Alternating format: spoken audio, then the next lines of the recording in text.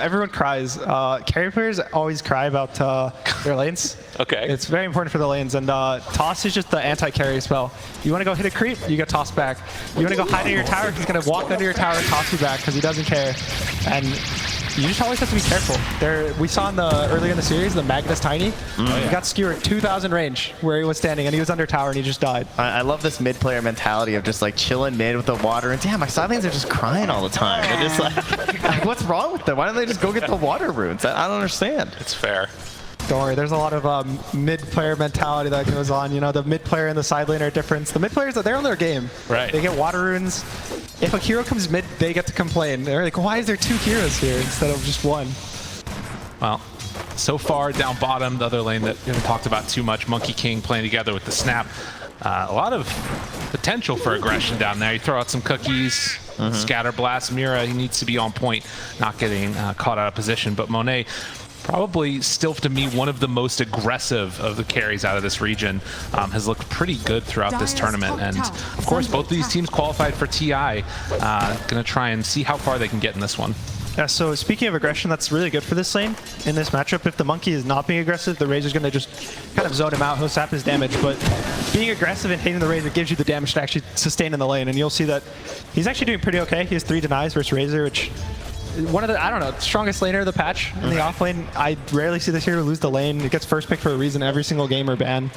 And so it's, you know, hopefully the lane goes well. I'm pretty surprised that it's going. King killed off. I think Aster has kind of the advantage. Puck's kind of the king of being able to rotate to these islands because he has orb and coil, so he pretty much has like about 2,000 range he can catch. So if you're way too close to the tower, you'll get TP'd on and die. If Puck's off the map for 10 seconds, he's going to orb to your lane, you'll die. If you walk to Puck's lane, you might get coiled and die. There's a lot of things that will just kill you when you involve this hero. Speaking of dying, down bottom, trying to get out of there, Siamese Cat, couple more punches, but he gets a little bit of separation. Has another run spell, but they move in with the plasma field. Boundless Strike still on cool. They bought themselves some time, definitely. Darksteer still sitting second in the net worth. That's pretty solid for him. As Collapse, do they want to head forward for it? Avalanche connects the cookie. Aster is actually safe, so they'll be able to throw it out. Second round, couple punches. Is it enough to take down the Razor, though? Doesn't quite look like it. Monet has the jump forward, tried to go for the tree kill, but wasn't there. Someone has the bottle to refill and going straight into the Aghanim Scepter. What do you think about rushing this item? It's a pretty boss build. It's a little scary. It's like a better version of the Yules as long as you get there. I don't like the Yules, personally. Collapse. Gonna take some more damage as he TP'd back in. Wants to bring down Siamese Cat. Does get him. And maybe can bring down Bulbaca too. Collapse is very strong. Stolen damage, has another plasma field, throws it out, gets the tiny double kill, pays with it for his life. And Mira give him the tip after feeling a... They're probably just going to walk into Roche at the same time as Tower. Razor can't die with BKB. TA is just going to Roche instantly with the Trent.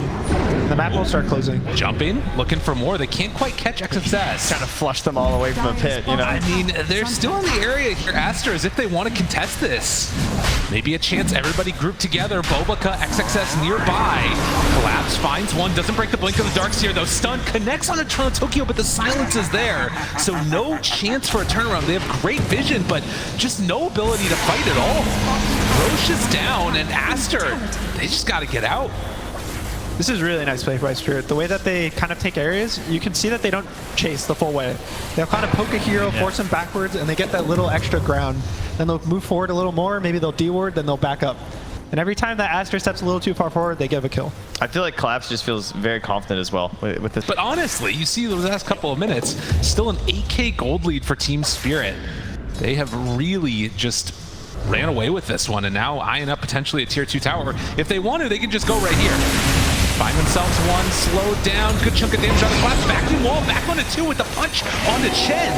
But the mech is there, and the follow-up not quite in time. Mira dies. Illusions. Collapse has to back out, but the stun is there. It's in his dying breath. They managed to get the control of the Collapse with the Wukong's command. It's more than enough. Punch finds Tokyo, and that was the Collapse over on the high ground too, and Aster does the long wraparound. They pull back.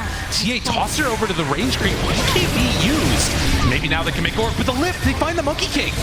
Pull them over. brings him down. Monet needs to just take me out. There's no way.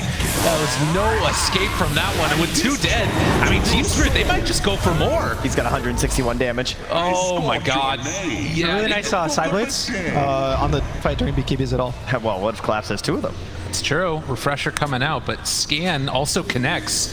Aster scout that they're all up in this area and look for a jump. They find one at the beginning. Toss back onto Mira, not bad. As he will die, but the BKB Monet has to TP out as soon as the link is there. So Bobica will drop, and they also manage to find that Snapfire.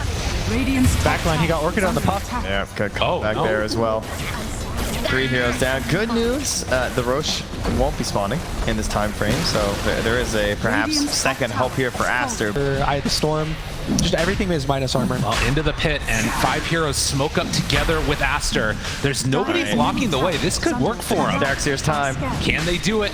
Ori moves on in, scouts the Roche as well. Bobica, they find the silence right at the start on all 3 of them. Monet, he's linked up, he's in trouble, gotta get the heck out of here. Aegis down, Yonaro gets it. And this night could not have gone worse for Aster. Oh my god. And now they find the puck after the fact. Caught, phase shift, does he escape? No. Collapse right there on top. That positioning was so nice. Oh, well, there, how about one more there for you? Damn.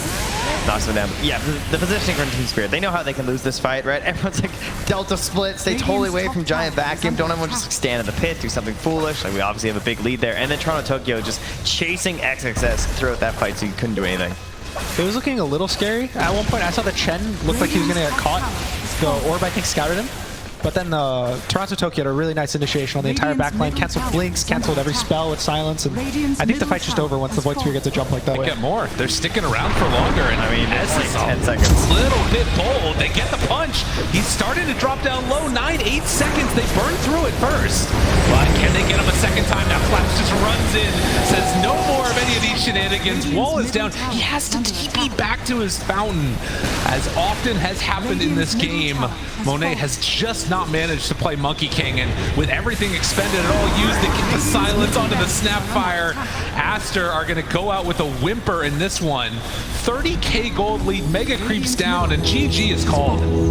I like the way they stuck through it there on that push as well. They didn't panic and just be like, oh, okay, like the age is about to expire. They get in there, they get to the high ground, push on through, and they felt forced on Aster because you can't just give up Megas trying to wait up for this Aegis to decline. So it was kind of the perfect moment to go from Spirit. Well, yeah, and sort of